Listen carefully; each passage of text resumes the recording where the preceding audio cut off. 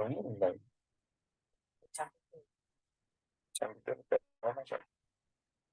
Iya, harusnya sing melok, kalau sing melok justru sing aktif.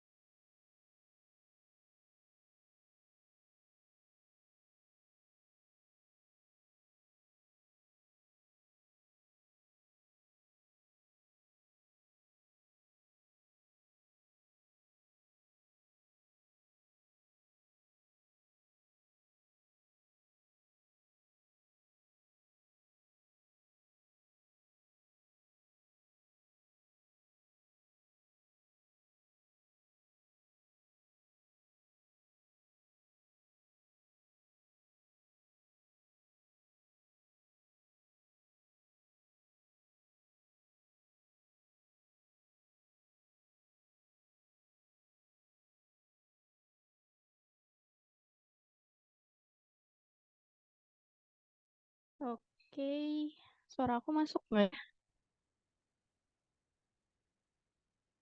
Aku pakai headset hari ini. Bentar.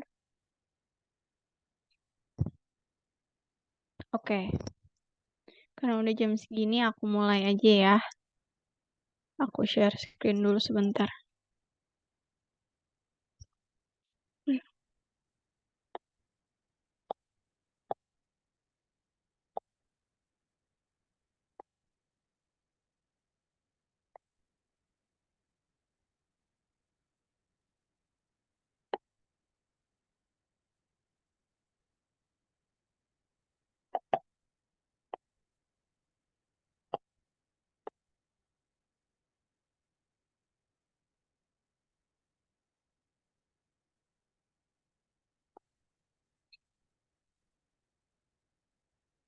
Oke, jadi hari ini kita akan bahas latihan soal yang udah ada KJ-nya, tapi kita akan bahas kenapa jawabannya itu gitu ya.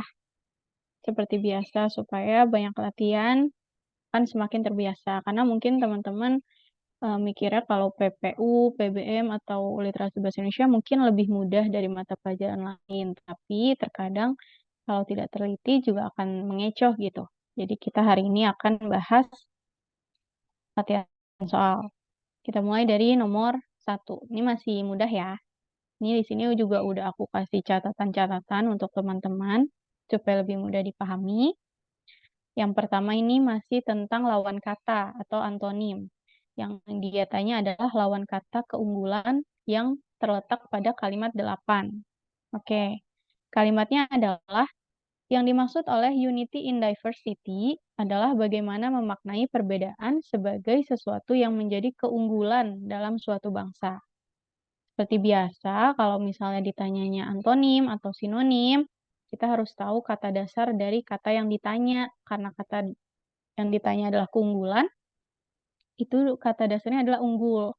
Yang dimana secara bahasa dapat kita artikan sebagai sesuatu yang lebih. Atau misalnya si A dia lebih unggul dari si B di mata pelajaran matematika, berarti dia lebih cakap atau lebih pintar atau lebih jago, lebih baik gitu ya. Jadi sesuatu yang lebih dibanding yang lainnya. Karena yang ditanya adalah lawan kata, ini masih mudah ya. Berarti kalau lebih, lawan katanya adalah kurang. Jadi ketika ditanya lawan kata keunggulan, yang paling tepat adalah kekurangan. Nah, tapi kita lihat pilihan-pilihan lain supaya kita juga tahu nambah pengetahuan. Yang C nih, eminensi ternyata ketika aku cari itu artinya adalah keunggulan. Jadi itu adalah sinonim ya. Jadi mungkin next time ada soal yang mirip-mirip, yang ditanya adalah sinonim, ini bisa nih eminensi, karena artinya sama-sama keunggulan. Kemudian ada keburukan, itu kurang tepat sebagai antonimnya, karena keburukan itu keadaan yang buruk, sementara keunggulan itu kan sesuatu yang lebih. Jadi lawan katanya bukan sesuatu yang buruk, tetapi sesuatu yang kurang gitu ya. Kemudian untuk kerendahan juga masih kurang tepat. Oke, itu masih mudah. Berikutnya adalah nomor 2. Nomor 2 ini yang ditanya ada kalimat 5 dan 6 yang dia pengen gimana sih biar bisa nyambung, kita tambahin konjungsi apa gitu ya. Kita lihat dulu nih, kalimat 5 dan 6. Udah aku garis bawahi atau aku highlight hijau untuk kata kuncinya ya. Jadi di kalimat 5 ini tentang menjadi berkah jika Indonesia sebagai entitas negara dan bangsa mampu merawat keberagamannya. Kemudian kalimat 6 itu dapat menjadi musibah jika bangsa ini tidak mampu merawat keberagaman dan seterusnya gitu ya. Nah, di sini ada kata kuncinya nih di kalimat 5 itu tentang menjadi berkah, sementara di kalimat 6 itu menjadi musibah. Setelah kita amati gitu ya, kita telaah, oh berkah sama musibah itu sesuatu yang berkebalikan loh, atau kayak tadi itu antonimnya gitu. Nah, jadi ketika kita ingin apa ya, menambahkan kata hubung, kita carilah kata hubung yang memang itu digunakan untuk menyatakan kebalikan. Kita lihat nih satu-satu ya. Untuk kata hubung namun, itu bisa jadi tapi masih kurang tepat karena namun itu biasanya untuk menyatakan perlawanan yang di mana itu tidak selalu kebalikan gitu. Jadi bisa jadi, itu adalah tambahan informasi untuk mensanggah informasi sebelumnya, tapi tidak harus selalu kebalikannya gitu ya. Begitu juga dengan sedangkan. Lalu ada konjungsi selain itu. Kalau konjungsi selain itu adalah konjungsi yang menyatakan tambahan keterangan. Jadi misalnya, eee, aku hari ini, pergi ke sekolah bersama ayah. Selain itu, aku juga beli sayur untuk kebutuhan di rumah. Jadi itu konjungsi yang untuk menambahkan suatu kalimat berikutnya itu yang di mana itu adalah tambahan gitu ya. Jadi bukan kebalikan, jadi itu tidak tepat. Kalau sementara itu adalah konjungsi yang menjelaskan keadaan lain. Jadi misalnya ketika aku sedang ngajar, sementara itu ayahku di bawah sedang nonton bola di TV gitu. Jadi itu Eee, kondisi lain yang dijelaskan tetapi tidak selalu perlawanan. Nah, karena tadi kita lihat di sini, kalimat 5 itu tentang menjadi berkah jika Indonesia bla bla bla, kemudian kalimat 6 itu menjadi musibah, tapi kalau kita nggak bisa merawat keberagamannya, berarti yang kita cari adalah konjungsi yang menyatakan kebalikan. Yang paling tepat adalah sebaliknya. Jadi, menjadi berkah jika Indonesia dapat sebagai identitas negara dapat mampu merawat keberagamannya. Sebaliknya, dapat menjadi musibah jika bangsa ini tidak mampu merawat keberagaman itu, gitu ya. Jadi kita cari yang paling spesifik di antara yang lain. Oke, berikutnya adalah nomor 3 itu ungkapan yang digunakan penulis. Jadi ini ada ya, ungkapan yang digunakan penulis untuk mengibaratkan sesuatu seperti manusia. Jadi di sini aku mau garis bawahi ada yang namanya majas personifikasi ya. Atau kita itu mengibaratkan sesuatu seperti dia itu adalah manusia, padahal bisa jadi itu tuh adalah benda mati, atau mungkin itu adalah hewan, atau mungkin tumbuhan gitu ya, sesuatu yang bukan manusia, tapi kita anggap seperti manusia. Nah, kita cek satu-satu nih, kata dia coba, apakah kata Indonesia di dalam kalimat satu, kalimatnya adalah, Indonesia adalah negara multikultural terbesar di dunia. Nggak ada pengibaratannya ya, jadi bukan. Kemudian yang kedua, di Indonesia pada kalimat 3. Di Indonesia terdapat berbagai macam agama, nggak ada juga pengibaratannya atau ya yang menjadi perbandingan gitu. Kemudian yang kalimat 6, pada bangsa ini dapat menjadi musibah jika bangsa ini tidak mampu merawat keberagaman. Oke, di sini agak mirip personifikasi karena si bangsa ini dianggap sebagai sesuatu yang dapat merawat keberagaman. Merawat itu kan sesuatu yang dilakukan oleh makhluk hidup, sedangkan bangsa itu kan adalah sesuatu yang mati gitu ya, atau kata benda. Tetapi jauh lebih tepat lagi yang berikutnya, yaitu hewan. Kenapa? Karena nih aku sudah garis bawahi juga kata kuncinya, dia benar-benar mengibaratkan hewan ini seperti manusia. Di kata kunci, ingat, hewan dalam satu keluarga tidak harus memiliki wajah yang sama. Padahal kalau kita ngomongin hewan secara umum, kita kan nggak akan mengklasifikasikan hewan berdasarkan wajahnya ya. Itu biasanya manusia kita klasifikasiin kayak, oh ya yang ini yang cantik, yang ini yang ganteng, yang ini yang biasa aja gitu ya. Kalau hewan atau tumbuhan itu biasanya kita klasifikasikan berdasarkan jenis kan, misalnya dia unggas, atau mungkin dia karnivor, atau mungkin omnivor, dan segala macam. Nah, sedangkan di kalimat ini dia bilang hewan dalam satu keluarga itu nggak harus memiliki wajah yang sama gitu. Dalam artian ini sebenarnya tuh ngasih tahu kalau dalam suatu negara itu kita tuh nggak harus semuanya tuh agamanya tuh sama. Nah, makanya di situ harus dijaga baik-baik tuh keberagaman itu gitu. Makanya ketika ditanya ungkapan yang mana yang paling mirip dimirip-miripkan dengan manusia, ya kata dalam hewan tadi, hewan dalam kalimat 12. Oke. Seperti biasa nanti mungkin kalau ada azan dan cukup mengganggu mungkin aku mute sebentar ya. Oke, di sini kalimat, nomor 4 yang ditanya adalah kata yang memiliki makna denotatif mengurangi dan menghilangkan. Jadi ketika ada soal itu aku akan bahas selain itunya. Nah, di sini aku pengen singgung menarik nih, ada makna denotatif dan kebalikannya itu ada makna konotatif. Itu harusnya udah dipelajarin di SMP ya. Kalau makna denotatif itu adalah kata yang dia maknanya sesuai dengan di kamus. Misalnya kalau, ya misalnya meninggal itu keadaan orang yang sudah tidak bernyawa gitu misalnya. Atau misalnya apa, pokoknya maknanya itu dia tidak melebar kemana mana dan tidak punya unsur rasa. Nah, kebalikannya, kalau makna konotatif bisa jadi kata yang sama, tetapi dia itu sudah punya makna kias, atau dia itu sudah ditambahkan unsur rasa di dalamnya. Misalnya tadi ya, aku ngomongin meninggal.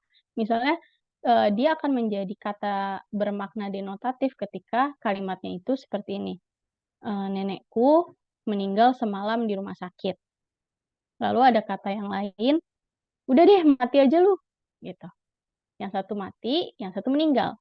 Sama-sama artinya adalah orang yang sudah tidak bernyawa, tetapi bedanya yang satu itu secara kamus itu udah jelas, "Oh iya nenek aku, nyawanya sudah diangkat Tuhan semalam." Sedangkan yang satu lagi dia menggunakan kata mati untuk, apa, ngomelin temennya gitu, kayak ngatain temennya, "Udah mati aja deh lu," gitu. Nah itu sudah ada unsur rasanya yang di mana di situ ada rasa baik, negatif maupun positif, dalam hal ini adalah rasa negatif gitu ya.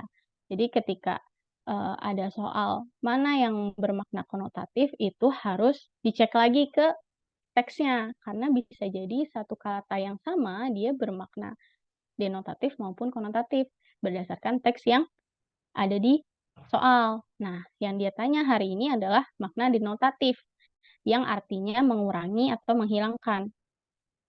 Nah, itu terdapat di kalimat 4, yang di mana ada di kata untuk meredam dorongan untuk menang sendiri. Ini kalimat awalnya itu. Selain itu, untuk meredam dorongan untuk menang sendiri. Nah, ini secara cukup kencang nggak ya azannya?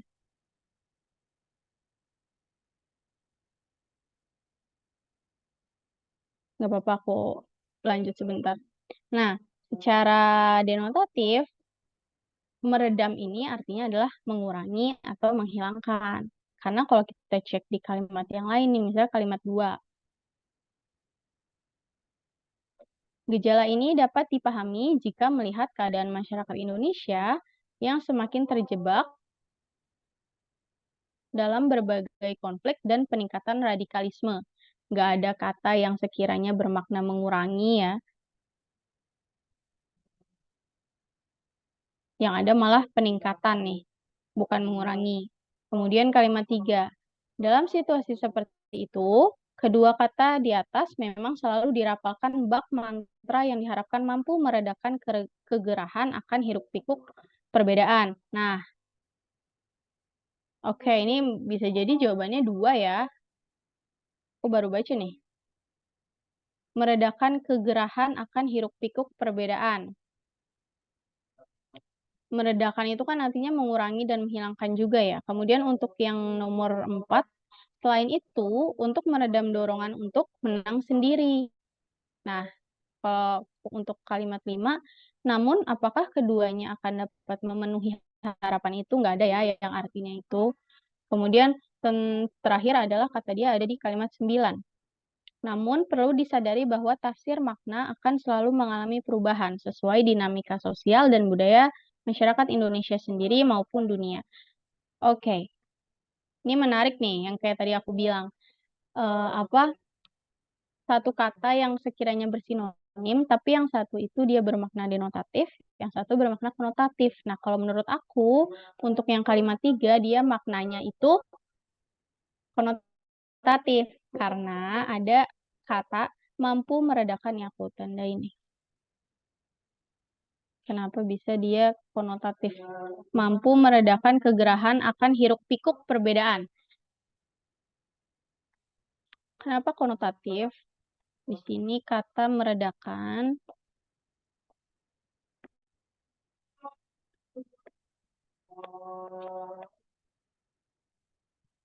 sama ya, dia bermakna mengurangi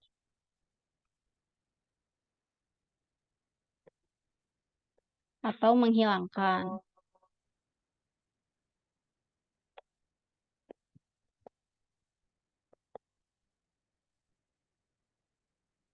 Tetapi merupakan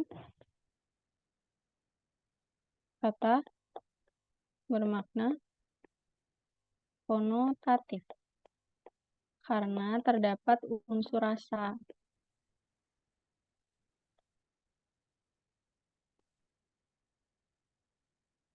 Menarik nih. Kegedean. Oke, nih ya. Unsur rasanya di mana? Ada kata dia meredakan kegerahan hiruk-pikuk perbedaan. Jadi hiruk-pikuk perbedaan itu dianggap sesuatu yang menggerahkan. Itu kan jadi ada unsur rasa di situ ya.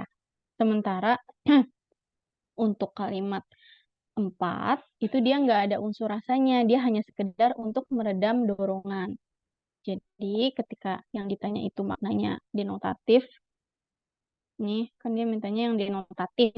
Yang paling tepat adalah yang kalimat 4. Untuk kalimat 3 itu bermaknanya konotatif. Oke, berikutnya. Ini mudah ya kalau ini. Jadi dia nanya kata beragam dalam kalimat 7 itu maknanya apa? Nih kalimatnya. Kita highlight. Dengan mekanisme itu terbentuk budaya-budaya lokal yang begitu beragam. Jadi ragam itu adalah jenis ya teman-teman. Ragam itu jenis, macam, sinonimnya atau maknanya adalah itu. Tetapi bukan beda. Kadang orang ada yang salah kaprah dipikir beragam itu berarti ya berbeda-beda, bukan. Tetapi yang benar adalah bermacam-macam atau berjenis-jenis. Jadi kalimat yang paling tepat itu maknanya adalah bermacam-macam. Oke. Nah, ini juga nih aku minta teman-teman perhatiin yang ini karena bisa jadi mungkin keluar di soal lain dengan pola yang berbeda. Oke, yang dia tanya itu tentang apa? Dia nanyanya jenis kata yang sekiranya sama dengan jenis kata panjang pada kalimat tongkatnya sangat panjang. Jadi gini, di kalimat tongkatnya sangat panjang, tongkat itu kelas katanya adalah nomina atau kata benda. Kata benda itu bisa dibilang dia itu mirip subjek ya. Dia yang dijelaskan gitu. Nah, untuk berikutnya sangat panjang. Panjangnya itu adalah adjektiva atau kata sifat. Itu ditandai dengan kata sifat itu biasanya bisa didahului dengan keterangan sangat atau lebih. Misalnya, lebih cantik, sangat panjang, terus lebih pintar, sangat baik. Nah, itu berarti tadi kata-kata pintar, baik, cantik itu adalah adjektiva atau kata sifat. Nah, pertanyaan dia adalah yang mana nih kata yang sekiranya sama? Berarti di kita yang kita cari adalah yang adjektiva juga atau kata sifat juga. Kita lihat satu-satu ya nih. Di kalimat 2 dia bilangnya coba yang kata 3 faktor dalam kalimat 2. Nih kalimatnya ya. Keragaman budaya ini seakan telah menjadi fitrahnya karena 3 faktor. Nah, karena 3 faktor di sini, 3-nya itu sebagai numeralia atau angka, faktornya itu sebagai nomina atau kata benda. Jadi bukan ya, ini bukan kata sifat. Oke, karena jawabannya B, kita lihat dulu yang lain. Di C, kata pada dalam kalimat 6. Nih, ketiga, dua kondisi tadi menyebabkan masyarakat yang tinggal di kawasan ini mengalami evolusi budaya pada tingkat yang berbeda-beda. Nah, pada di sini dia adalah partikel atau penghubung. Mirip seperti kata juga, terus kata pun, kata lah. Jadi dia hanya penghubung. Jadi dia nggak ada khusus di teks ini ya. Khusus di teks ini dia nggak ada kelas katanya. Dia hanya sebagai partikel. Kemudian ada kata beragam pada kalimat 6 juga. Nih, menjadi semakin beragam, nanti aku hapus nggak apa-apa, biar kelihatan ya. Menjadi semakin beragam karena dipadu dengan hasil difusi budaya. Oke, nah menjadi semakin beragam, ini beragam di sini, dia lebih ke verba. Karena, kenapa verba ya? Oh ya, karena dia merupakan kata kerja yang kemudian bergabung dengan ini nih, kata hasil difusi budaya. Oke. Nah, berikutnya ada kata difusi budaya. Ntar dulu aku cek ya. Aku nulisnya verba, tapi aku takut aku salah nih. Biar aku makin yakin. Oke, bener ya. Beragam itu verba. Verba itu kata kerja. Emang kadang orang, makanya tadi aku sempat kecelek ya. Kenapa verba bukan adjektiva? Karena kadang tuh ada beberapa kata yang kita lihat sekilas, kok kayak dia mirip adjektiva sih, kayak kata sifat. Beragam itu kan tadi katanya bermacam-macam, Kak, gitu. Tapi untuk di teks ini, jadi kadang gitu ya, kita harus lihat di kalimatnya gitu. Ketika lihat di kalimatnya ini menjadi semakin beragam karena dipadu dengan hasil difusi budaya. Nah, untuk khusus di kalimat ini, kata beragam itu dia sifatnya bukan adjektiva, tetapi sebagai kata verba atau kata kerja. Karena tadi aku bilang ya, balik lagi, karena dihubungkan dengan kalimat berikutnya, dipadu dengan hasil difusi budaya. Oke, berikutnya yang E, kata difusi budaya dalam kalimat 6. Nah, ini malah kalau ini jelas banget. Menjadi semakin beragam, oh ini kalimatnya sama. Menjadi semakin beragam karena dipadu dengan hasil difusi budaya. Nah, difusi budaya ini merupakan nomina karena diawali dengan kata hasil yang dimana, oh itu hasil sesuatu, itu berarti kan hasil yang diikuti dengan kata benda gitu ya. Nah, dari yang paling apa? Dari yang lain, yang paling memungkinkan sebagai adjektiva atau kata sifat adalah yang di kalimat 4. Dihapus dulu. Oke, kalimat 4 nih. Oh ini. Kedua, lokasi kepulauan yang strategis telah menjadikan kawasan ini sebagai tempat tujuan. Jadi, yang paling, apa ya, yang paling kata sifat banget deh gitu. Dibanding tadi beragam, walaupun sekilas terlihat sebagai kata sifat, tetapi dia sebenarnya adalah verba. Sementara kalau strategis ini, dia jelas-jelas adalah kata sifat. Dia nggak mungkin sebagai kata kerja. Karena dia dapat diikuti dengan keterangan sangat atau lebih, kemudian dia juga menunjukkan sifat gitu. Kita kan biasa tahu ya, oh biasa kalau kita suka ngomong sama teman, oh itu mungkin warung atau kafe di situ tutup karena tempatnya kurang strategis kali gitu. Itu kan sifat kan. Karena strategis itu bisa diganti dengan kata sifat yang lain. Misalnya, oh karena tempatnya kecil. Oh karena tempatnya kurang luas parkirannya, misalnya seperti itu. Jadi ketika ditanya jenis kata yang sama dengan kata panjang, di mana panjang ini adalah sebagai adjektiva, yang paling tepat adalah kata strategis karena sama-sama adjektiva atau kata sifat. Oke, ini biasa ya teksnya panjang pertanyaannya.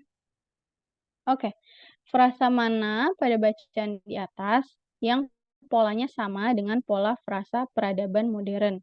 Nah, untuk hal ini, frasa peradaban modern ini dia sebagai nomina atau kata benda yang kemudian pasti dia akan dijelaskan dengan kata sifat maupun kata kerja. Nah, kita cek satu-satu. Kalau ini frasa sangat potensial dalam kalimat 4 nih tadi ya, ada kata kuncinya, dia ada kata sangatnya nih.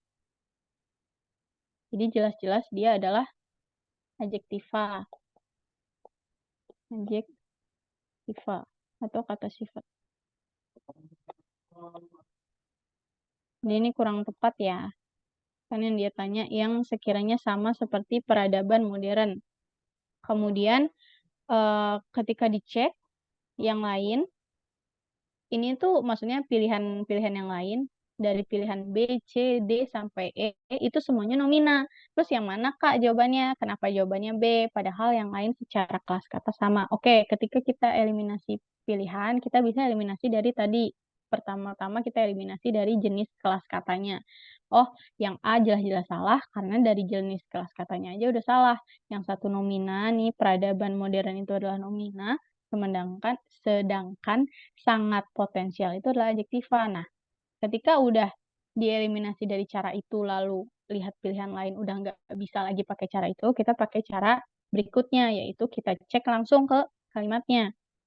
Kita cek ke yang C, kenapa bukan gaya hidup? Coba lihat nomor 8, kalimat 8. Ini ya, disadari atau tidak, nih kalimat 8, produk film juga dapat memenuhi gaya hidup seseorang. Oke. Jadi, karena itu tadi dia ngomongin peradaban modern, ketika sudah dicek dari kata-kata, kita boleh mengecek dari segi makna.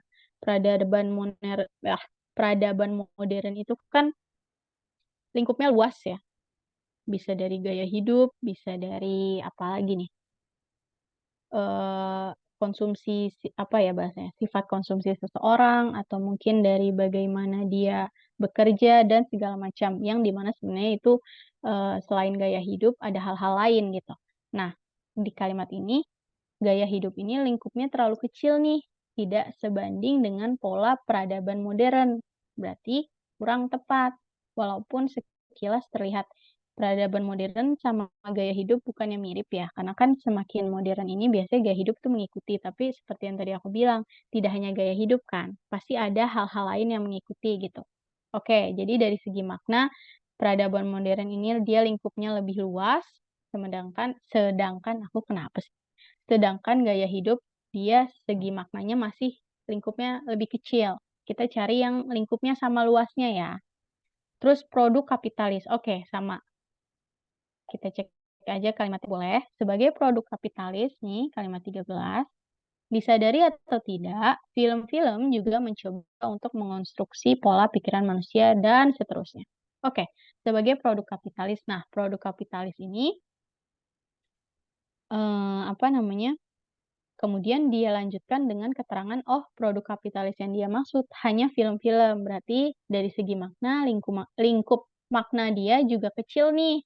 Cuma sekedar di produk kapitalis yang berbentuk film-film. Sedangkan peradaban modern itu tadi ya, bisa jadi ya tadi dia mencakup gaya hidup, terus produk-produk kapitalis tuh masuk tuh. Misalnya kayak dari segi apa yang kita pakai, baju, tas, segala macam, apa yang kita konsumsi, film, terus musik, terus apalagi, banyak ya, dan lain sebagainya. Jadi dari segi makna, lingkup produk kapitalis dalam kalimat 13, ini masih terlalu kecil nih, tidak sama polanya dengan pola frasa peradaban modern. Karena tadi kalau dari segi kelas kata kan sudah sama nih, semuanya ini adalah kelas katanya itu nomina. Tapi kita cek dari segi yang lain. Oke, terus yang E, yang jalan cerita. Nah, jalan cerita. Yaitu dengan adanya jalan cerita dan permasalahan. Oke, ini jalan cerita malah lebih kecil lagi ya, yang dimana malah nggak nyambung gitu. Maksudnya yang diomongin kan pola peradaban modern. Tiba-tiba ada muncul nih jalan cerita ini kurang tepat ya. Jadi, yang sekiranya paling mirip dari pertama kelas katanya sama-sama nomina, ini aku tulis deh. Kelas kata sama-sama nomina atau kata benda ya nomina itu. Kemudian dari segi apa namanya? Sebenarnya ada istilahnya itu namanya dari segi semantik, tapi untuk lebih mudahnya mungkin bisa ditulisnya dari segi ini aja deh. Dari segi makna. Dari segi makna,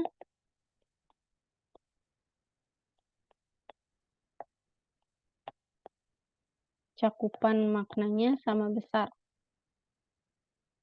Jadi cakupannya ya, bukan cuma makna secara kamusnya gitu, tapi cakupan yang dia bahas, yang dia maksud. Oke, bentar.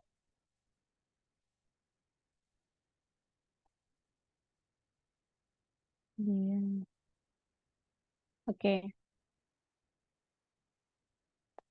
kenapa sih? Sorry. Oke. Nah, kenapa di KJ dan aku juga milihnya yang sistem sosial, karena kita cek ke dalam kalimatnya. Nih, kalimatnya nih. Mahasiswa sebagai bagian dari lingkungan sistem sosial diartikulasikan dalam wacana-wacana lain berbentuk musik, gaya hidup, kekuasaan, harapan, masa depan, dan lainnya. Bahkan dia dari segi teksnya udah langsung dijelaskan di teksnya nih. Kalau lingkungan sistem sosial itu mencakup musik, gaya hidup, kekuasaan, harapan, masa depan, dan lain sebagainya. Jadi dari segi kelas kata dia udah sama-sama nomina. Lalu untuk cakupan maknanya dia juga sama luasnya nih dengan peradaban modern. Karena peradaban modern itu kan itu tadi ya, dia mencakup gaya hidup, terus apa yang dikonsumsi, apa yang kita bahkan sampai ke mindset kita atau pola berpikir itu kan apa ya bahasanya, dipengaruhi oleh gaya hidup dan peradaban kita, apa yang kita lihat di internet. Jadi, yang paling tepat adalah yang sistem sosial. Kayaknya ini aja. Oke. Ini sini aja. Oke. Ini. Jadi itu ya, dua hal yang perlu dicek ketika ada pola, bisa dicek dari segi kelas kata, bisa dicek dari cakupan makna. Cakupan makna di dalam teks ya, jadi dibaca dulu teksnya. Oke, ini yang 8 nih. Kalau ini kita harus teliti aja sih kalau yang nomor 8 nih. Perhatikan kutipan berikut. Jadi ada titik-titik-titik, kontak tubuh, penampilan, anggukan kepala, gerak tubuh, ekspresi wajah, postur, dan gerakan mata. Nah, dia nanya, sekiranya apa nih yang harus ditambahkan supaya kalimatnya jadi logis? Karena kan ketika dibaca, kalimatnya itu rumpang, cuma menjelaskan, dia hanya merincikan sesuatu yang belum dijelaskan awalnya itu tuh merinci apa sih gitu. Nah, kita bahas satu-satu ya. Oke, kenapa bukan yang A? Karena gini, dalam bidang studi komunikasi, kita coba ketika kita mau melengkapi kalimat yang rumpang, kita baca dulu pilihannya, lalu kita baca masukkan ke kalimat itu gitu ya. Dalam bidang studi komunikasi, cakupan semiotik yang berkaitan dengan hal kontak tubuh, penampilan, anggukan kepala, gerak tubuh, ekspresi wajah, postur, dan gerakan mata. Titik. Oke, sekilas memang terasa cocok atau masuk, tetapi untuk yang A ini kenapa kurang tepat? Karena dia cuma mengatakan semiotik yang berkaitan dengan hal, lalu dia perinci tuh halnya dari A sampai Z, tetapi tidak ada keterangan tambahan loh di kalimat yang disajikan. Jadi, kurang tepat gitu. Karena itu berarti itu bukan hal-hal yang terkait yang sedang dia, mention itu berarti bukan hal-hal yang berkaitan. Mungkin kalimatnya ada loh kalimat yang mirip-mirip, tetapi lebih masuk nih ketika dibaca. Nah, coba kita next lagi ya. Jadi menurut aku bukan yang A, karena ketika dibaca, udah habis itu stop di bagian ekspresi wajah, postur, dan gerakan mata. Berkaitan dengan hal ekspresi wajah, postur, dan gerakan mata, harusnya kan kalau sebagai kalimat yang logis atau utuh, itu harusnya ada tambahan yang bla bla bla bla bla bla bla bla bla gitu ya. Jadi lebih masuk nih, perinciannya lebih logis gitu. Nah, sedangkan ini enggak, selesai di gerakan mata aja. Jadi sepertinya bukan soal berkaitan deh, tetapi hal yang lain gitu. Oke, terus kenapa bukan yang B? Karena di sini udah salah dari awal. Dia bilangnya komunikasi bidang studi yang berkaitan dengan cakupan semiotik mencakup. Oke, salahnya di bagian komunikasi bidang studi. Yang benar kan bidang studi komunikasi. Misalnya aku, sastra. Salah dong kalau sastra bidang studi yang mencakup berkaitan. Salah dong, harusnya bidang studi sastra berkaitan dengan, misalnya gitu ya. Jadi salah di situ. Harusnya bidang studi itu di awal, baru jenis bidang studinya apa gitu. Kemudian kurang tepat lagi ketika dia bilang yang berkaitan dengan cakupan semiotik mencakup. Jadi cakupannya dua kali nih. Di depan udah disebut dengan cakupan semiotik, dia pakai katanya mencakup lagi. Kurang tepat karena menjadi pemborosan dan juga, bukan kata itu yang kita cari, bukan mencakup. Jadi bukan berkaitan, bukan juga mencakup. Oke, kita cek ke pilihan yang lain gitu ya. Terus yang C, bidang studi dengan cakupan komunikasi semiotik yang berkaitan melingkupi. Oke, jadi, ini dia salahnya dari segi frasa, dia nggak ada pembatasnya. Jadi ketika kita baca, bidang studi dengan cakupan komunikasi semiotik, jadi kan sebenarnya yang dia maksud itu bidang studi komunikasi yang khususnya ada di semiotik nih, gitu. Sedangkan dia tuh main dia bablas aja, cakupan komunikasi semiotik, sedangkan ketika orang baca, apalagi orang awam seperti kita ya, kita jadi nggak paham komunikasi semiotik apa, mungkin baru pertama kali dengar kata semiotik. Tapi kalau misalnya, kalimatnya itu bidang studi komunikasi, salah satunya adalah tentang semiotik. Nah, kalau gitu kan kita paham, oh ada nih, sub bidang dalam kajian komunikasi yaitu semiotik. Nah, karena ini dia main bablas aja, ini juga kurang tepat. Kemudian untuk yang D ini sangat-sangat tidak tepat karena ketika dibaca, apa sih maksudnya gitu. Karena kan kalimat yang logis itu harusnya yang dapat mudah dipahami. Tapi ketika yang D kita baca nih coba. Semiotik komunikasi yang bercakupan bidang studi yang berkaitan terdiri atas ini makanya aku kasih tanda tanya ya, karena sangat tidak logis dan ketika dibaca juga kita tidak paham, ini orang nulis apa sih gitu. Nah, yang paling masuk adalah ini dia udah tepat banget nih ya, bidang studinya di awal, baru jenisnya disebutkan. Jadi cakupan bidang studi komunikasi, cakupan itu kan kayak tadi ya, kayak tadi, soal yang sebelumnya tuh, cakupan makna. Cakupan tuh berarti lingkup atau ruang yang dijelaskan dalam bidang studi komunikasi gitu loh. Jadi cakupan bidang studi komunikasi yang berkaitan dengan semiotik, nah kan kita jadi tahu, oh dalam sebuah ruang kajian komunikasi, mungkin nanti kalau teman-teman ada yang masuk ilmu komunikasi, berarti teman-teman akan belajar nih berkaitan dengan semiotik. Melibatkan apa? Melibatkan kontak tubuh, penampilan, anggukan kepala, gerak tubuh, ekspresi wajah, postur, dan gerakan mata. Nah, ketika ini dibaca, ini paling tepat. Berarti kata yang kita cari dari tadi itu bukan berkaitan, bukan juga mencakup, bukan juga melingkupi, tetapi adalah melibatkan. Karena, perinciannya itu yang disebutkan juga adalah, apa ya bahasanya, perincian yang sekiranya itu memang harus sesuatu yang dipakai gitu. Makanya kata yang tepat adalah melibatkan. Berarti kan melibatkan tuh sebenarnya sesuatu yang harus kita pakai. Misalnya ya kayak, ketika ingin pergi, eee, berpergian jauh, kita akan melibatkan apa misalnya, bekal perjalanan, terus kita juga akan, membawa apa, air minum, dan segala macam, itu kan kita melibatkan diri kita ketika bepergian jauh, begitu juga dengan bekal-bekal kita. Jadi yang dimaksud di sini memang kata yang paling tepat adalah melibatkan atau memakai gitu ya maksudnya. Jadi yang digunakan itu dalam studi komunikasi semiotik adalah tadi ekspresi wajah dan lain-lain. Itu teman-teman. Paling yang mau aku highlight tuh ini ya, kadang orang suka kebalik. Eee tadi, misalnya bidang studi ya ditulisnya bidang studinya dulu gitu. Misalnya kayak aku program studi ya program studinya dulu, program studi sastra Indonesia misalnya. Sama aja kayak yang benar itu media sosial, bukan sosial media. Karena media apa gitu, media sosial.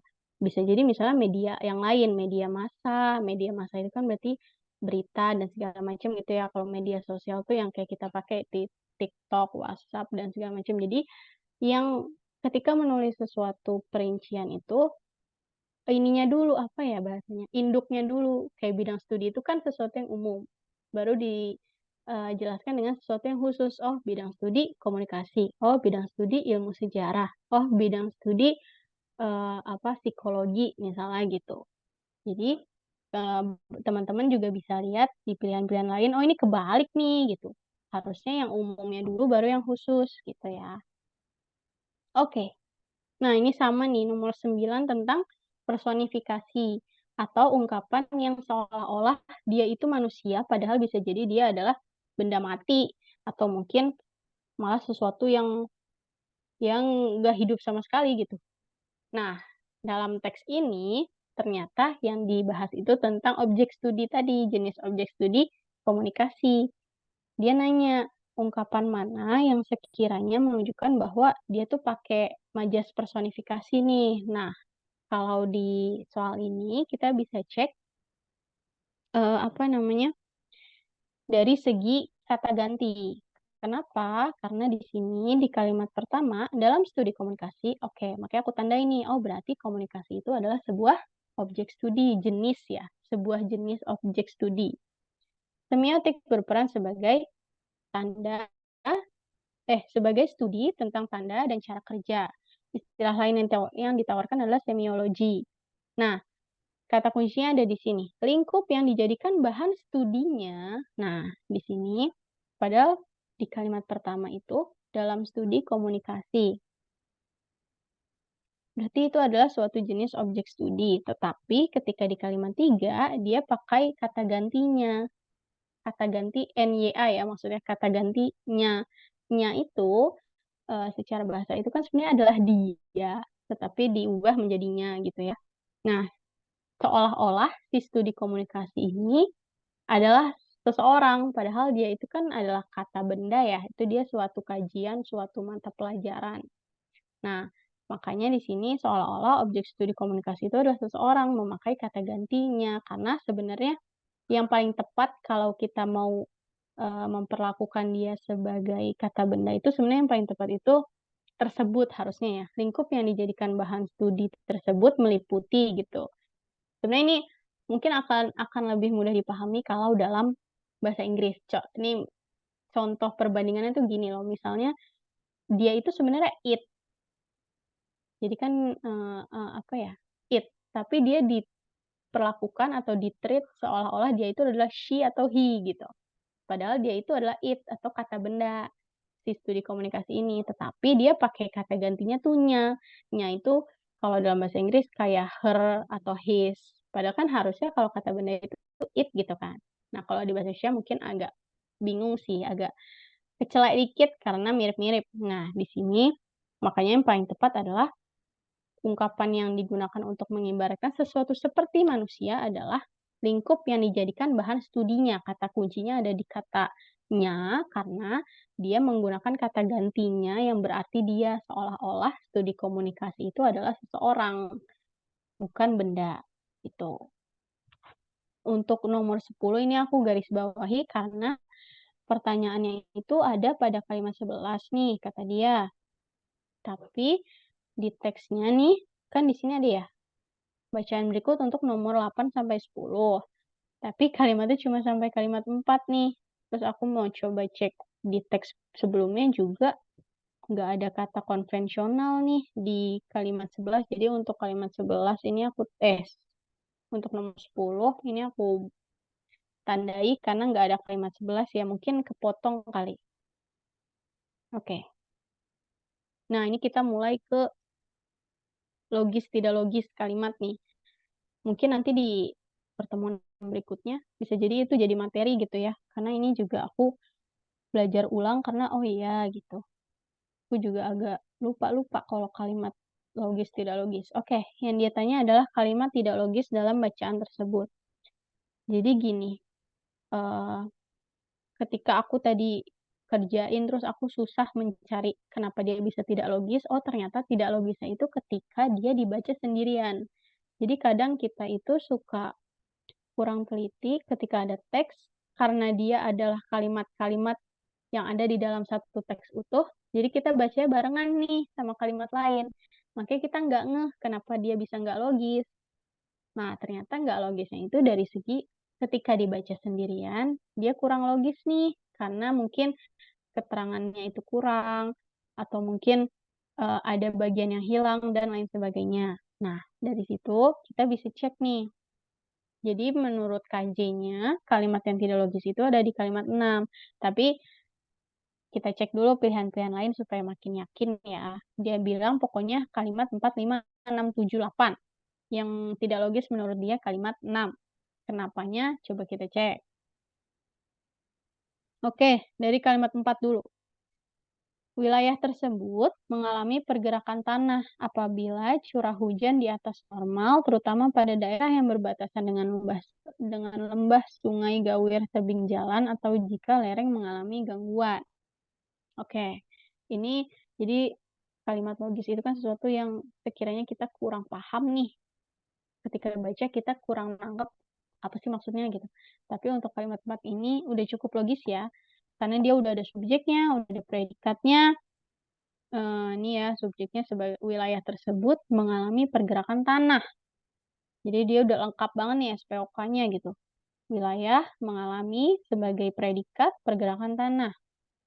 Apabila bahkan udah ada keterangannya. Jadi akan mengalami pergerakan tanah ketika ada kondisi A, B, C, D. Oke, dia udah logis karena ketika baca kita paham. Kemudian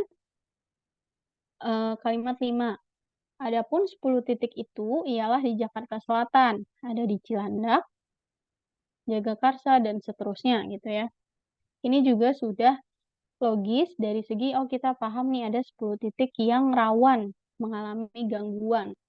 Kok bisa tahu gitu? Karena dijelaskan kalimat sebelumnya dan dia sudah apa ya bahasanya? Sudah memberi keyword kata kunci ada 10 titik itu. Jadi ketika ada kata itu kan berarti merujuk ya biasa ya aku bilang pasti merujuk pada kalimat sebelumnya nih. Nah, dia sudah menambahkan keterangan tersebut. Berarti memang oh iya ini ada pun 10 titik itu. Nah, harus kita cek di kalimat-kalimat sebelumnya memang berarti dia udah jelas nih karena dia sudah menambahkan keterangan itu. Nah, mungkin kemungkinan besar nih, coba kita cek yang 7 dan 8 dulu deh. Ridwan menginfokan kepada masyarakat agar tidak membangun pemukiman di atas atau di bawah tebing. Oke, ini juga udah logis, kita bisa paham. Jelas banget, lugas kalimatnya. Kemudian, pemerintah juga mengimbau penanaman pohon demi memperkuat struktur tanah, tidak melakukan penebangan pohon di tebing, dan menyarankan untuk membuat terasering. Oke, ini juga logis ya. Karena pas kita sekali baca kalimatnya lugas, kita bisa paham. Kemungkinan besar, kenapa jawaban yang tidak logis kalimatnya adalah kalimat 6? Karena tadi ketika di kalimat, kan sebenarnya kalimat 6 ini mirip sama kalimat 5 ya. Kalimat 6 ini bedanya dia ngebahas wilayah Jakarta Timur, sementara di kalimat 5 dia bahas nih wilayah di Jakarta Selatan. Bedanya apa? Bedanya kalimat 5 jauh lebih logis karena dia ada keterangan adapun 10 titik itu ialah di Jakarta Selatan, ada di sini, sini, sini, sini. Nah, kalau kalimat 6-nya agak kurang logis karena lalu di Jakarta Timur ada di Kramat Jati dan Pasar Rebo. Nah, ketika tadi aku bilang kita terbiasa membaca teks itu sebagai teks utuh. Ketika dibaca teks utuh memang logis, kita paham gitu. Kayak, oh iya ini nyambung kok benar, kan benar dong yang satu di Jakarta Selatan, satu di Jakarta Timur, bedanya di mana? Nah, kalau misalnya ada pilihan-pilihan yang sekiranya kelihatannya nggak ada yang salah kok, nah berarti tadi caranya kita baca sebagai kalimat sendiri. Untuk kalimat 6 ini, ketika dibaca sendiri, kurang logis karena kurang tambahan keterangan yang menjelaskan, ya terus kenapa, emang kenapa dengan wilayah Jakarta Timur ini gitu. Sedangkan di kalimat 5 itu jelas kan, ada pun 10 titik itu gitu, dijelasin, oh 10 titik yang mengalami rawan bencana. Sementara di kalimat 6 cuma sekedar di Jakarta Timur, ada di Kramat Jati, Pasar Rebo gitu. Jadi kurang penambahan keterangan titik rawan ataupun kalaupun bukan titik rawan, sekedar kata titik aja seperti kalimat 5, dia akan jauh lebih logis karena ketika dibaca sendiri, berdiri sendiri, kita bisa paham, gitu. Jadi untuk pilihan-pilihan ini, kita eliminasi yang paling sekiranya kemungkinan besar dia tidak logis dibanding yang lain. Gitu ya. Jadi kalau misalnya ada pilihan yang kelihatannya nggak ada yang salah, tapi kita eliminasinya dari cara, pokoknya yang sekiranya paling salah deh, gitu. Karena kalau yang lain nggak mungkin salah nih, gitu. Susahnya bahasa Indonesia gitu sih, agak tricky ya. Kemudian untuk nomor 12. Kalimat 4 dan 5 ini jelas ya. Tadi sama ya kata kuncinya tuh ada di adapun 10 titik itu, adapun 10 titik itu nih terutama kata itunya ya. Itu kan adalah kata ganti. Dia pasti merujuk sesuatu. Itu, ini, tersebut, terus tadi ya, nya, itu tuh pasti merujuk pada sesuatu yang ada di kalimat sebelumnya. Nah, ketika dia merujuk sesuatu yang ada di kalimat sebelumnya, 90% dari 100% dia pasti karena dia menjelaskan kalimat gitu. Jadi memang fungsi dia adalah sebagai penjelas karena dia merujuk pada kalimat sebelumnya. Jadi sesuatu yang udah dipaparkan nih, ditambahin keterangan penjelasannya. Gitu. Itu mudah sih kalau ini sekilas bisa kita cek. Tapi jangan kebalik. Bukan kalimat 4-nya yang menjadi penjelas, tetapi kalimat 5 ditandai dengan ada kata ganti yang merujuk pada kalimat sebelumnya. Berarti dia menjelaskan kalimat sebelumnya. Gitu ya. Oke, untuk nomor 13 menurut aku bonus karena coba kita cek deh kenapa. Oke, dia mintanya pernyataan mana yang tidak sesuai. Berarti kan harusnya kalau tidak sesuai itu semuanya benar, cuma satu yang salah. Tapi ketika aku baca, ada banyak yang salah gitu ya. Jadi kita coba cek nih. Kata dia, yang A nih, daerah yang berbatasan dengan lembah sungai lebih berpotensi terhadap pergerakan tanah. Oke, jadi ini tidak disebutkan secara eksplisit seperti itu. Karena nih, di kalimat 1 dia cuma nyebut ada seorang kepala UPT yang bilang ada 10 titik yang berpotensi tanah bergerak. Di kalimat 2, info itu akan dijabarkan ke pihak-pihak berwajib, ke pihak aparat yang perlu tahu, misalnya wali kota. Potensi yang bergerak tadi itu masuknya ke kategori menengah. Terus di kalimat 4, wilayah yang mengalami pergerakan tanah itu akan semakin buruk gitu ya bahasanya kalau misalnya dia ada di lembah sungai, tebing jalan, atau mungkin mengalami gangguan atau curah hujannya deras. Terus dia jelasin, di kalimat 5 ada 10 titik yang tadi rawan gerak tanahnya nih. Salah. Yang tadi rawan tanahnya bergerak. Begitu juga di Jakarta Timur ada 2 titik. Terus Ridwan tuh tadi ketua yang disebut di kalimat 1 nginfoin bahwa ya udah masyarakat ya jangan jangan ngebangun permukiman di atas atau di bawah tebing, rawan dong, makin rawan untuk bergeser tanahnya. Terus selain itu, selain jangan membangun, kita juga harus menebang. Kita juga harus menanam pohon, menghentikan penebangan, dan juga melakukan terasering gitu ya. Inti teksnya seperti itu.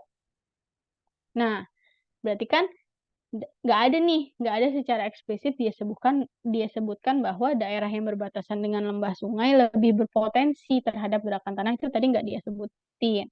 Kemudian untuk yang B, Membangun permukiman di atas atau di bawah tebing tidak beresiko terhadap bahaya pergerakan tanah. Sedangkan tadi aku udah sebutin ya, salah satu kalimatnya bilang, ya udah jangan bangun permukiman di situ. Berarti kan kalau itu sesuatu yang dilarang ada alasannya. Alasannya kenapa? Karena itu rawan gitu kan. Justru ini salah. Berarti bisa jadi ini jawabannya gitu maksudnya, karena dia tidak sesuai.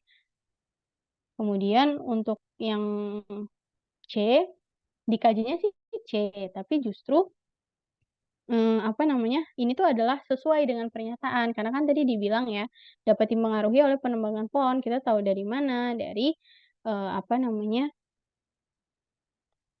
tadi dibilang ya, tidak melakukan penebangan pohon di tebing dan buat terasering. Berarti kan itu kenapa tidak boleh, karena itu pasti mempengaruhi, gerakan tanahnya atau struktur tanahnya nih, gitu. Nah, justru ini malah sesuai. Yang kita cari kan yang tidak sesuai ini dengan isi paragraf. Berarti kan kurang tepat ya. Kemudian untuk yang berikutnya, potensi gerakan tanah di DKI masuknya kategori tinggi. Tadi aku udah sempat sebut ya di kalimat 3 ini disebutnya bahwa kategori menengah nih. Jadi bukan tinggi tapi menengah. Iya, kategorinya menengah. Oke, berarti kan masih salah nih. Sebenarnya kalau kita cari yang tidak sesuai, ya ini B dan D tidak sesuai dengan pernyataan, tapi kan harusnya dalam suatu soal itu jawabannya cuma satu dong. Berarti ini salah ya dua-duanya.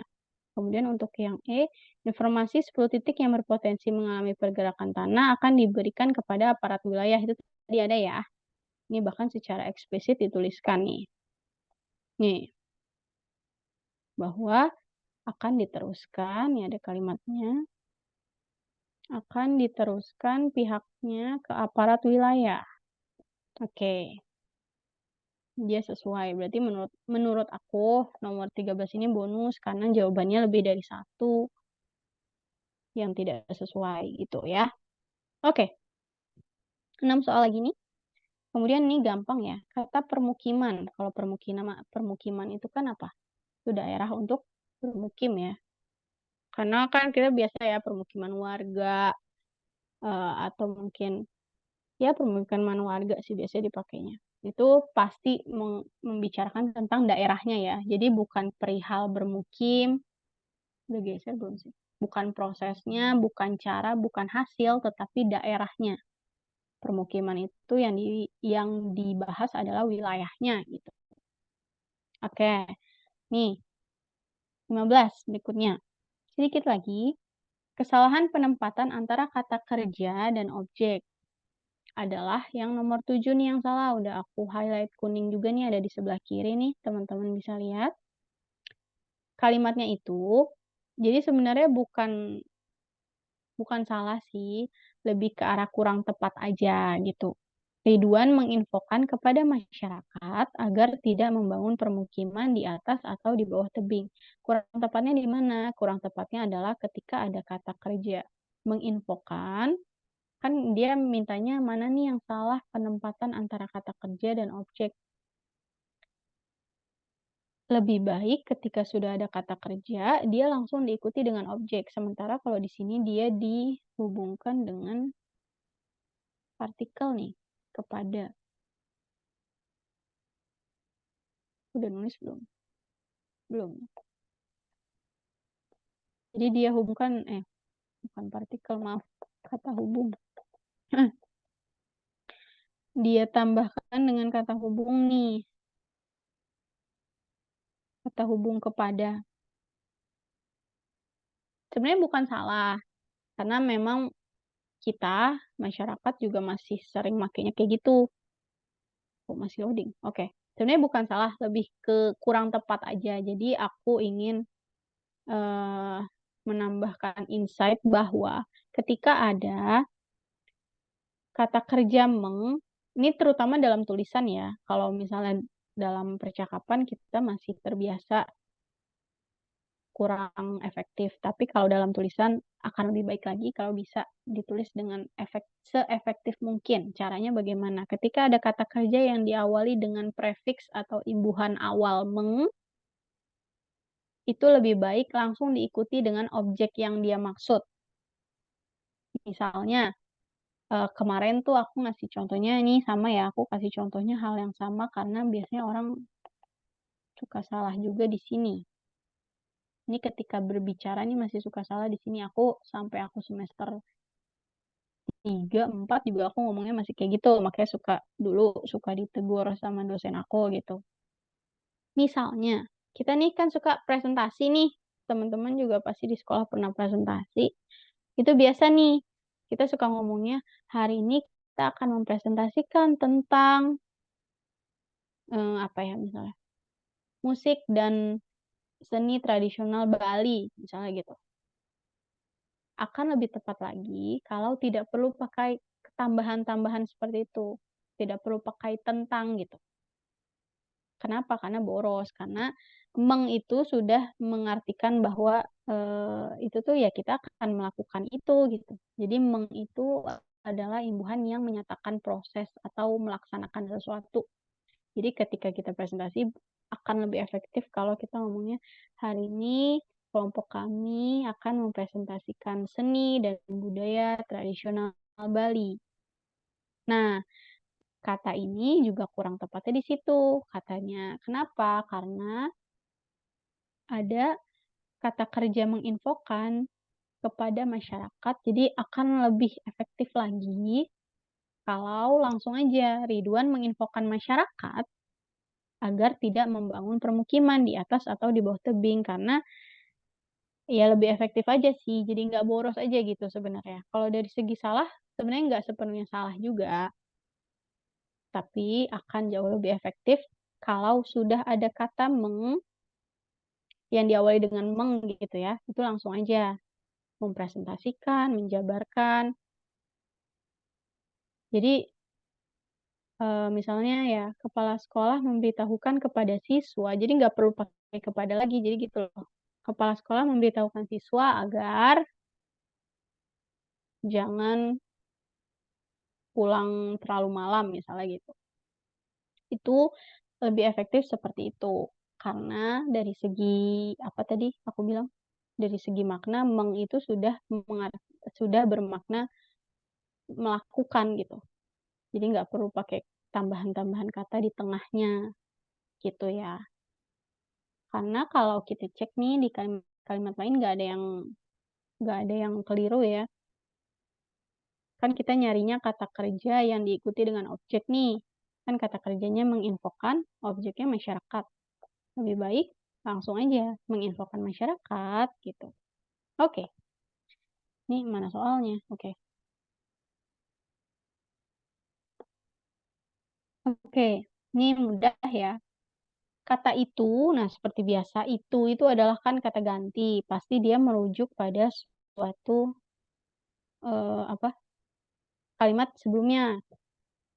Kata itu pada kalimat 4, ini kalimatnya, pelaksana tugas Ketua Umum PPP itu mengklaim wilayah Teluk di wilayah mengklaim wilayah Teluk di wilayah ibu kota baru ini bisa menjadi ikon dunia, kata dia gitu. Nah, ada kata itu. Ketika ada kata itu pasti merujuk pada kalimat sebelumnya. Nah, kalimat sebelumnya, ia mengatakan, oke, ketika kita cek ke kalimat sebelumnya juga merujuk kalimat sebelumnya lagi nih, gitu kan. Ia mengatakan, oh berarti naik lagi nih satu kalimat, berarti naik ke kalimat 2. Nah, ketika kita tahu bahwa itu, karena gini ya, pelaksana tugas ketua umum, berarti kan yang kita cari itu subjek ya. Ketua umum dalam kalimat ini dia sebagai subjek atau sebagai orang. Berarti yang kita cari 6 orang. Nah, ketika kita rujuk ke kalimat 3, dia udah ganti pakai iya atau he gitu ya kalau dalam bahasa Inggris. Berarti kita cek lagi ke kalimat 2. Oh, ternyata di kalimat 2 ada nih nama orang, yaitu Kepala Bappenas Suharso Mono Arfa, mengatakan bla bla bla bla bla. Jadi, ketika nomor 16 ditanya kata itu pada kalimat 4 itu merujuk pada mana? Kepada Kepala Bappenas karena merujuk pada kalimat 2. Kenapa bukan Presiden Jokowi? Karena dia mintanya pelaksana tugas ketua umum PPP. Sedangkan kita tahu Presiden Jokowi bukan ketua umum PPP. Kenapa bukan pemerintah kabupaten? Karena yang kita cari itu bukan objek. Kalau pemerintah kabupaten itu dia sebagai objek. Sedangkan yang kita cari dalam kalimat itu adalah subjek.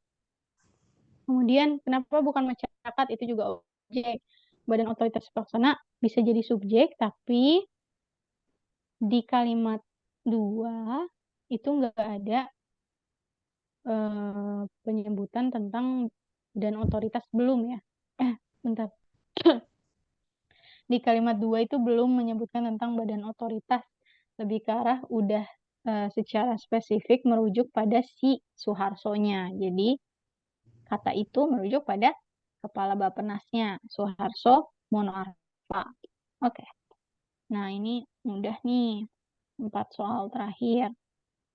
Dia mintanya kesalahan pemenggalan frasa. Oke, frasa. Jadi kata itu kan kalau kata itu satu gitu ya. Kalau frasa itu terdiri atas beberapa kata, tapi belum menjadi kalimat.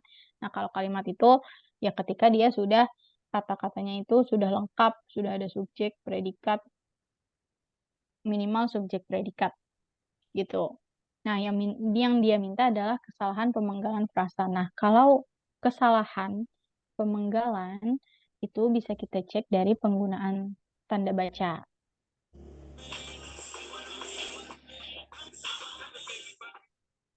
Kesalahan pemenggalan itu bisa kita cek dari pemenggalan, salah maaf. Kesalahan tanda baca. Kesalahan tanda bacanya dari mana? Dari gini. Teman-teman harus selalu garis bawahi ketika ada suatu gelar. Jadi ini gelar orang nih. Gelar. Kita pakai koma. Lalu kita beri keterangan namanya siapa. Pakai koma lagi habis itu. Baru biasanya mengatakan. Selalu begitu ya. Ini udah default. Default tuh apa bahasa Indonesia? Udah ketentuannya seperti itu. Ketika ada gelar, kita kelihatan nggak sini? Aku zoom lagi. Oke, jadi ketika ada gelar, itu kita batasi dengan koma, lalu kita tulis nama lengkapnya siapa, kemudian dibatasi lagi dengan koma, baru biasanya mengatakan atau menyatakan atau menyebutkan, biasanya kayak gitu ya kalau di teks-teks berita atau di teks-teks wacana. Nah, di sini dia salahnya di mana? Salahnya adalah di kalimat 2 itu dia komanya itu di sini nih. Kelihatan nggak sini? Jadi dia kalimat itu seperti ini. Kepala Bappenas Suharso Monoarfa mengatakan perubahan, koma, dilakukan karena Presiden Joko Widodo ingin mengganti ibu kota DKI Jakarta. Jadi salah ya. Jadi pemenggalan frasa yang tepat itu adalah tadi gelarnya apa?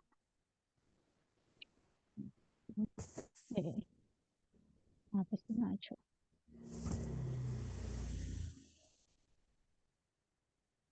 Gelarnya apa? Gelarnya itu kan ya.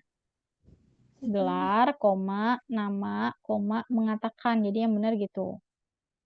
Gelarnya itu Kepala Bappenas, kita penggal dengan apa tanda baca koma, lalu nama lengkapnya siapa? Nih, nama lengkap. Baru kita apa bahasanya? Kita penggal atau kita batasi lagi dengan tanda koma, baru mengatakan bla bla bla bla dan seterusnya gitu. Itu selalu seperti itu ya untuk aturan bakunya. Jadi memang kesalahan pemenggalan frasanya ada di situ dalam bentuk kesalahan tanda baca. Oke. Jadi dia ada kesalahan tanda baca nih. Oke, gitu. Kalau ini masih mudah ya, karena pemenggalan frasanya itu dia salahnya cuma di situ. Tanda bacanya dia itu kurang tepat. dia pakai tanda bacanya setelah kata perubahan, sementara harusnya tanda bacanya itu ada 2. Setelah gelar dia, setelah nama lengkap dia, baru mengatakan bahwa, nggak perlu pakai bahwa, mengatakan perubahan dilakukan karena, gitu ya. Nah, kalau ini masih mudah nih. Kalimat 8, kata disinkronkan itu bermakna apa? Jadi, ia menyatakan akan banyak peraturan yang perlu disinkronkan dalam membuat undang-undang. Oke, gampang ya, sinkron, disesuaikan ya. Kan sinkron tuh kayak sync nggak sih? Kalau dalam bahasa Inggris kan synchronize ya. Itu kan artinya dia harus disesuaikan dulu.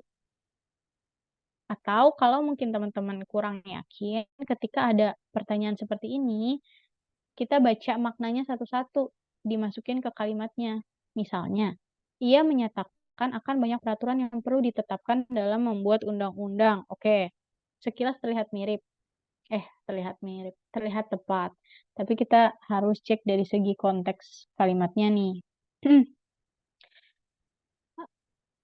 Ia menyatakan akan banyak peraturan yang perlu ditetapkan dalam membuat undang-undang ibu kota baru. Oke, walaupun sekilas terlihat benar, tetapi masih kerasa ganjel ya, karena secara makna sinkron itu kan bukan menetapkan gitu. Oke, ketika dibaca, kalau dijalankan itu paling nggak masuk sih. Ia menyatakan akan banyak peraturan yang perlu dijalankan dalam membuat undang-undang. Kan masih dibuat undang-undangnya. Peraturan apa yang harus dijalankan orang undang-undangnya masih on progress. Jadi salah ya, dihapuskan apalagi. Itu juga salah. Kemudian untuk diserentakkan, serentak bisa jadi.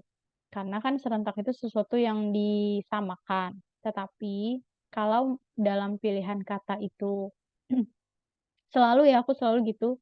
Ada yang paling spesifik kayak tadi kata hubung nih. Ada namun, sedangkan sebaliknya. Nah, yang kita butuhkan itu adalah kata hubung yang kebalikan. Di antara 3 itu yang paling spesifik. Ya udah cari aja yang ada kata sebaliknya. Itu kan spesifik banget. Nah, sama juga nomor 18 juga sama. Ketika ada kata seperti itu ditanya makna, yang paling spesifik di antara pilihan yang lain itu adalah sesuai. Jadi disesuaikan. Oke, ini biar nggak ngantuk nih, terakhir banget nih, 2 nomor terakhir. Nomor 20 udah aku jawab nih. Yang 19 aja deh. Kan dia mintanya kalimat yang di dalamnya terdapat kesalahan ejaan. Berarti kan ada kata yang ejaannya salah nih. Biar aku yakin teman-teman mendengarkan dari tadi, ini tinggal 2 nomor terakhir kok. Coba Saiful Islam ada nggak? Saiful Islam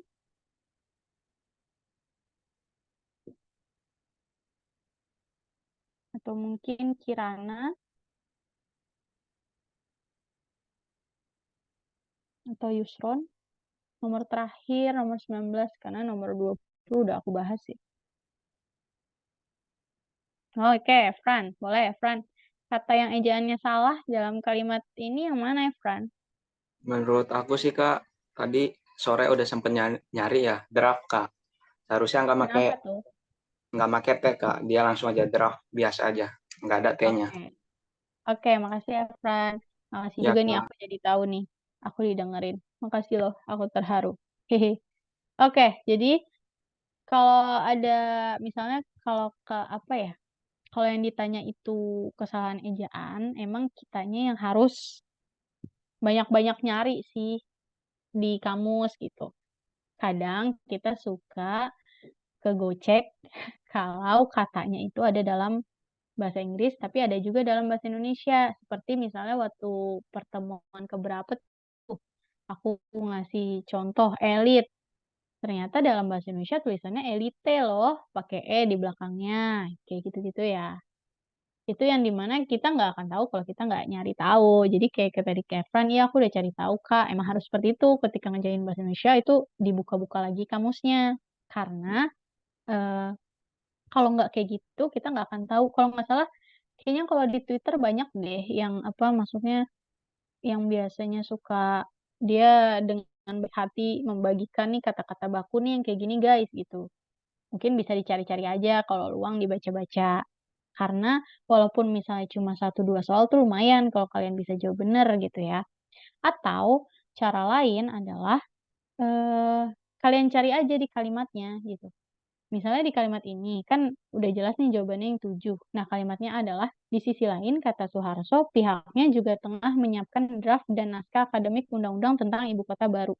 Oke, di sini kelihatan banget sih menurut aku ya. Sekilas baca juga kita juga bisa lihat gitu. Karena yang lain nggak ada yang salah, yang lain kan bahasa Indonesia. Ketika dibaca ejaannya juga, oh udah bener gitu. Naskah akademik, akademik juga tulisannya begitu, benar, undang-undang iya, ibu kota juga ejaannya benar begini ya teman-teman, bukan digabung, tapi di spasi ibu, spasi kota. Wali kota juga di spasi wali, spasi kota. Kira-kira yang salah itu yang mana? Oh ternyata yang ini nih. Karena untuk untuk kata-kata yang lain, udah dalam bahasa Indonesia dan ejaannya sudah benar. Berarti kata yang ejaannya salah itu adalah draft. Draft itu salah ya. Harusnya ditulis draft, nggak pakai T. Karena kalau draft, punten. Karena kalau draft pakai T itu bahasa Inggris. Nah, kadang memang kalau yang ditanya itu kesalahan ejaan, biasanya dia sengaja tuh pakai kata-kata yang dalam bahasa Inggris. Atau kata-kata yang sekiranya kita bisa kegocek, kayak misalnya nafas. Ternyata yang baku itu napas. Atau kayak ijazah. Kita kan suka ngomongnya iya ijazah, tapi yang benar itu ijazah. Yang kayak gitu-gitu emang kita harus buka-buka sendiri sih. Karena kalau enggak, ya kita nggak bakal tahu gitu. Jadi emang harus nyari-nyari, banyak mencari. Mungkin nanti kalau, atau mungkin udah di-upload juga di Google Classroom-nya ya. Soalnya aku dapat juga sih di apa, oh, punten bentar. Aku dapat juga di apa namanya, di Google Drive-nya kalau ada yang bikin yang tadi aku bilang dia kayak bikin kumpulan kata-kata yang baku gitu. Oh ini dikasih tahu Evan nih, lumayan nih. Kadang soal-soal kayak gini, kalau emang jawabannya banyak nggak apa-apa. Maksudnya jawabannya banyak tuh bisa jadi jawabannya lebih dari satu. Yang penting kita bisa belajar dari soal itu gitu ya. Kayak tadi juga kan nomor 13 ada yang jawabannya lebih dari satu. Ini aku tandain ya.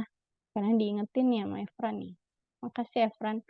Bentar, mana nih kalimat 9?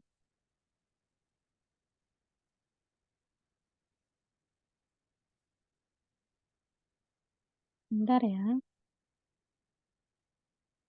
Tapi udah bener. Punten. Iya, iya, iya. Maaf, aku salah menangkap.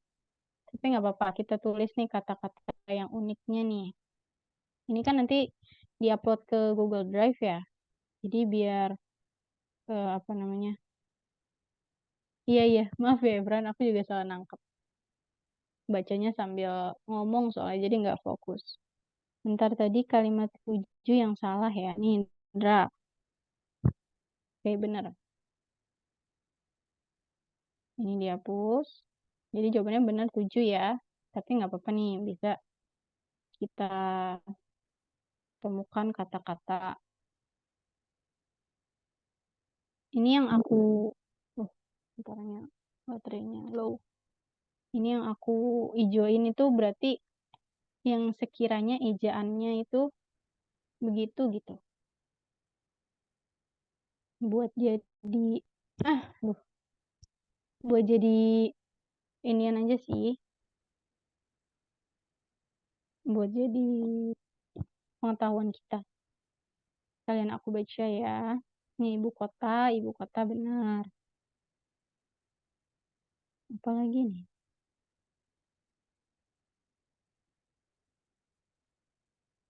Biasanya yang suka kecelek tuh gitu deh. Ini aku tulis ya. Ada beberapa kata unik bisa ditulis ya. Ejaan. Nggak apa-apa. Ini ejaan yang benar dari teks di samping ya maksudnya. Itu tadi ada hektar. Tadi ya, emang ya gitu deh, kita harus nyari tahu karena tidak sesuai dengan yang biasa kita omong gitu. Ibu kota, terus wali kota. Ini aja aku masih kadang suka, oh ya, di spasi gitu. Benar kata Efran ya, karena kadang ada kata-kata yang kita bacanya bagaimana, ternyata tulisannya tuh bagaimana gitu. Hektar itu yang benar pakai E nih. Terus draft tanpa T, kemudian ibu kota di spasi, wali kota juga di spasi. Terus ini nggak apa-apa lah, ini buat catatan tambahan aja, elite yang benar. Dah, gitu. Jadi banyak-banyak dibuka lagi kamusnya. Karena aku bahkan sampai umur segini juga aku masih suka buka-buka. Karena kadang misalnya waktu itu pernah kejadian kayak gitu, misalnya udah dibakukan seperti apa, terus pas ada bahasanya apa tuh, pemugaran kamus lagi, diubah lagi gitu katanya. Jadi tadinya tulisannya gimana, jadi gimana, kayak gitu-gitu. Kita harus cari terus lagi yang terbaru ya, cari tahunya di kamus KBBI terbaru. Ini apa agak jadi kayak rada promosi, jadi kayak BA-nya kamus nih, tapi nggak apa-apa. Karena kamus itu kan sekarang udah gampang diaksesnya ya. Apalagi KBBI kalian bisa download aplikasinya gitu. Jadi dibuka aja.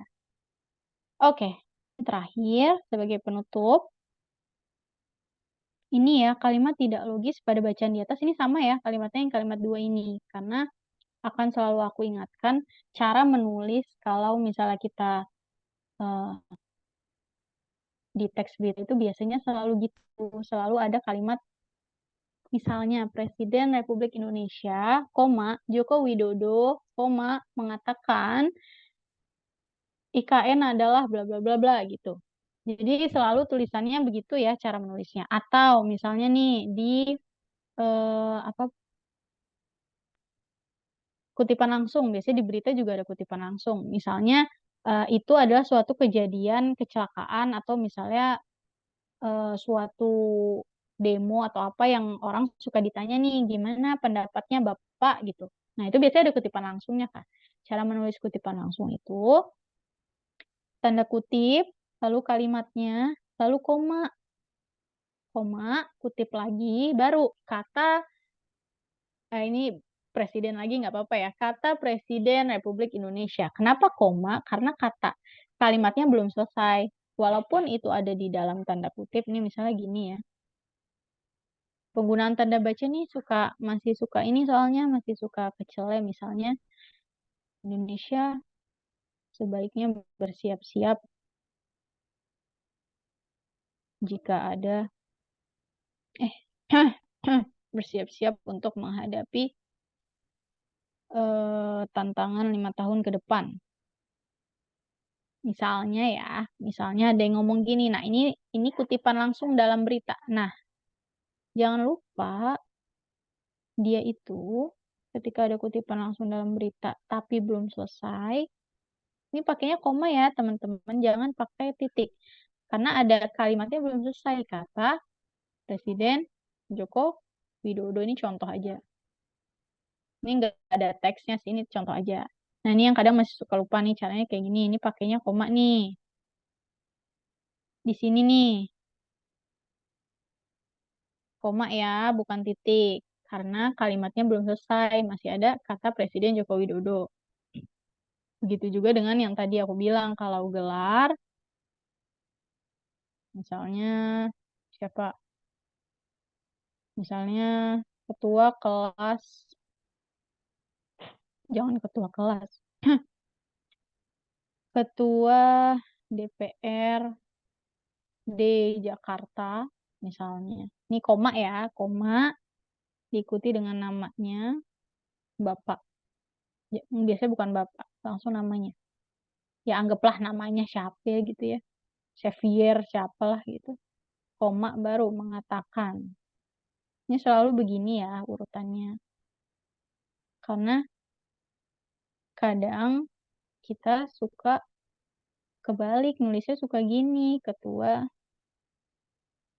Punten, Akang Teteh. Nih, agak ngeselin nih keyboard. Suka nulisnya gini misalnya. Komanya di sini kadang. Nah, komanya di terakhir. Karena kenapa? Karena banyak orang yang kayak gitu. Karena dia udah terbiasa dengan cakap ya. Bahasa percakapan. Tapi dia lupa kalau ini tuh lagi nulis gitu. Kalau lagi nulis itu sudah ada ininya ya, tata bahasanya ya. Sama aja misalnya ini penutup nih buat ini aja sih, buat insight aja kalau misalnya yang dicari adalah kesalahan tanda baca. Sama aja kayak misalnya gini. eh hmm,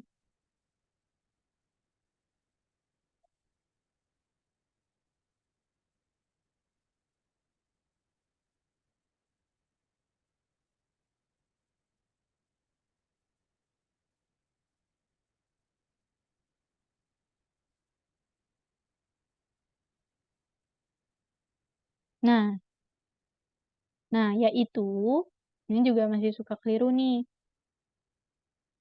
Kelihatannya itu yang terakhir. Ini sebelum aku tutup kelasnya. Untuk kata yaitu, komanya juga sebelum kata yaitunya. Karena kadang orang suka nulisnya, ibu ingin berbelanja di pasar untuk memenuhi kebutuhan rumah tangganya, yaitu baru abis itu pakai koma. Itu kalau hal-hal yang kayak gini, ini sudah didesain seperti itu ya. Jadi sudah aturan bakunya seperti itu. Ketika ada kata yaitu, yakni, selalu ingat bahwa komanya itu sebelum kata itu. Jadi jangan karena kita bacanya pakai intonasi, jadinya kita ngasih komanya di situ gitu.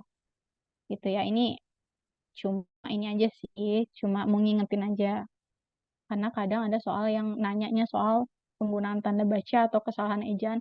Kelihatannya receh, tapi kalau kita nggak terbiasa, kita nggak akan tahu gitu. Oke, gitu aja. Paling catatan dari aku, banyak-banyak belajar tentang kalimat logis, terus juga cari penggunaan ejaan kata yang benar, terutama kata-kata yang diserap dari bahasa Inggris, karena ada kata-kata yang ditulis sesuai seperti bahasa Inggrisnya, ada juga yang enggak gitu ya. Itu dicari-cari aja gitu. Selain itu udah hari ini untuk pembahasan hari ini 20 soal itu aja. Minggu depan baru kita masuk ke materi lagi. Kalau nggak ada pertanyaan mau aku tutup, tapi seperti biasa aku tungguin 5 detik boleh deh.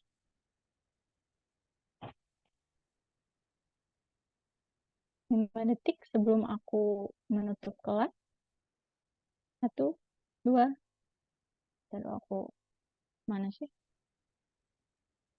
4, 5. Oke. Aku stop sharing. Oke, insya Allah berarti udah jelas dari teman-teman juga. Makasih udah dateng. Aku nggak akan bosan untuk ajak lagi teman-temannya supaya kita bisa belajar bareng. Siapa tahu aku bisa juga diingetin, dikoreksi. Jadi kita saling belajar bahasa Indonesia lagi. Karena aku juga udah mulai lupa-lupa. Oke, teman-teman segitu aja kelasnya. Boleh live. Makasih udah hadir. Sehat-sehat ya semuanya. Aku juga izin live nih. Terima kasih teman-teman.